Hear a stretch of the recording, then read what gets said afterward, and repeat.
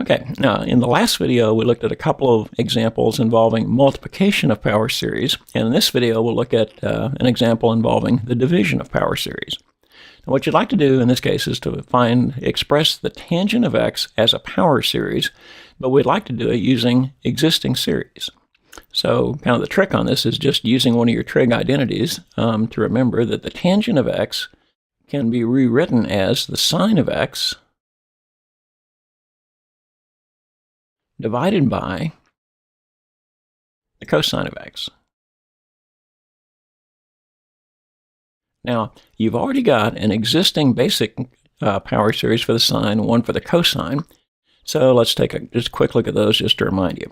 So somewhere in your book under formulas for common functions, you should find the sine of x is this, the cosine of x is this, and you have some other ones for e to the x, natural log, and so on.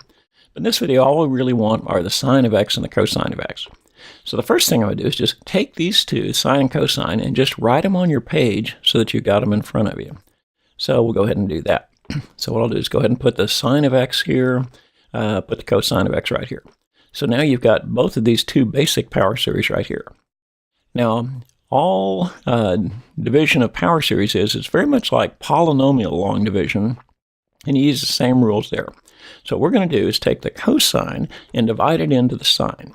So first of all, just write out the first few terms of the cosine, and we'll go ahead and put that down here. So I've got 1, and then I've got minus x squared. And the only thing I'll do a little bit different is go ahead and change these factorials into their actual number. So that'll be x squared divided by 2.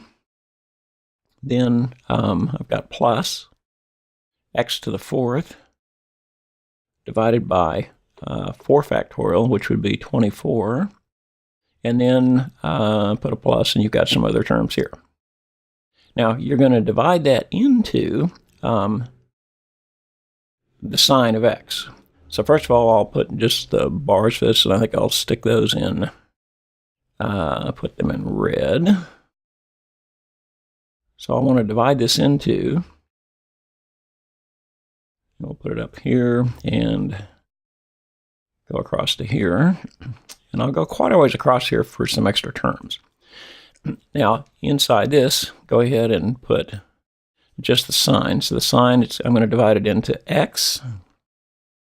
And one thing I'll do that'll be very much like polynomial long division, notice that I've got an x to the first, I've got an x cubed, and so on. I like to put a 0 in for the missing terms. And you should have done this back when you did polynomial long division. So I'm going to put a plus 0 x squared, because the x squared term is missing.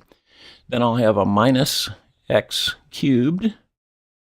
And again, I'm going to go ahead and change the factorial. 3 factorial would be 6. The x to the 4th term is missing, so I'll put a 0 x to the 4th.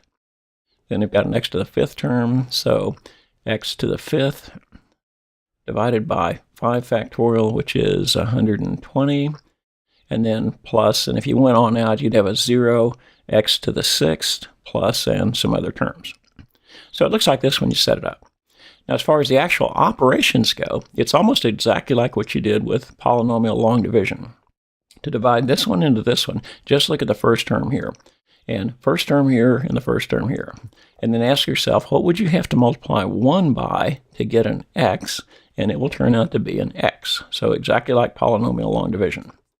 Then again, you'll take this term and multiply it times each one of these terms over here, write it, and just perform long division. So let's go ahead and run through that. And we'll go ahead and scoot this up just a little bit, where we can concentrate just on this. So first of all, x times 1 gives you an x. And again, I would also line them up according to exponents. Now, the 0 term is missing, so I'm going to have a plus 0 here. Then x times x squared to give me an x cubed, so this will be minus 1/2, so minus x cubed divided by 2. Then the 4th term is going to be missing, so I'll put a 0 in here. Then the next term, this one times this one, is going to give me an x to the 5th, so I'll have a plus x to the 5th divided by 24. Plus, then you'd have a 0 here, and goes on like that. Okay, the next thing is we'll put a bar under this one. And again, just exactly like polynomial long division, what I'm going to do then is this, to subtract these, I'll actually put them in parentheses and put a negative in front of it and change it from, so I'll actually add a negative when I subtract it. So x minus x would give me a 0. This term is also a 0. Now here's where you have to use common denominators. This is divided by 6, so I have to make this one divided by 6.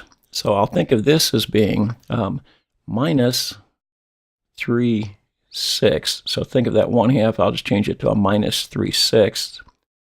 Then what you've really got there is negative 1/6, and you have the negative of a negative, which would make that be a positive. So that's going to wind up being a positive 2/6.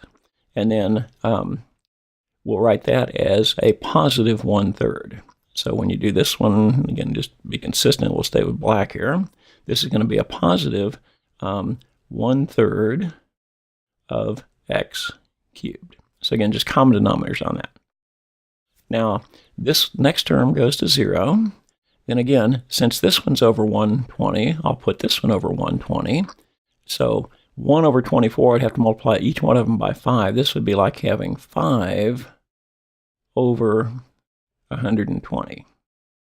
So 1 divided by 120 minus 5 divided by 120 would give you minus 4 divided by 120, which will simplify to x to the 5th, and it'll simplify to 1 over 30. Then you've got the remaining terms. Okay, that takes care of the first one. Now, then just repeat the process just like polynomial long division. Now look at the first term here compared to the first term here, and ask yourself, what would you have to multiply 1 by to get it to 1/3 x cubed? And you'd have to multiply it by 1/3 x cubed. 1/3 x cubed. Now again, this one times this one, and just write the answers down just like you did before. So this times this would be 1/3 x cubed, and again, I'll line them up according to the exponents. The fourth order term is missing. Then 1/3 times this one would give me negative 1/6. So a negative 1/6 x to the 5th plus, and I'll do other terms, but we're just going to stop at a third term up here. So at this point, we'll stop right here. And again, just divide and subtract these things. And again, with just like polynomial long division, I would suggest put parentheses around them. Change this to a negative and then add the negatives. So when you do this, this one will go to 0. Again, since this one's over 30, you can think of this as being negative 5 over 30. So what you've got is negative 1 over 30, and this would become plus 5 over 30, which would turn into a positive 4 over 30, which would be 2 over 15. So this will turn into 2/15 x to the 5th, and then plus some other terms. And then you just repeat the process again. Ask yourself, what would you have to multiply 1 by to get 2/15 x to the 5th? And that would be 2 over 15 x to the 5th. And you could just repeat the process for as many terms as you wanted. So this is going to be the solution. It's going to be what the tangent is. So we'll go ahead and write that down. I think put it in red down here. So that means that the tangent of x, which is the sine divided by the cosine, is, you can express that as in a power series as x plus 1/3 of x cubed plus 2 over 15 times x to the 5th plus, and then just as many terms as you wanted. So again, it's just a matter of, we'll kind of back up to the top up here. Change the tangent into sine divided by cosine. Start with your two basic power series, and then to divide a power series into a power series, just treat it like polynomial long division. And if you do that, using the same process, you'll get a new power series to represent whatever you're looking for. So there's a quick example of how to use division of power series to obtain a new power series. In the next video, we'll look at using division of power series and limits to solve a problem that you did previously in the course. So a second example of how to work on these.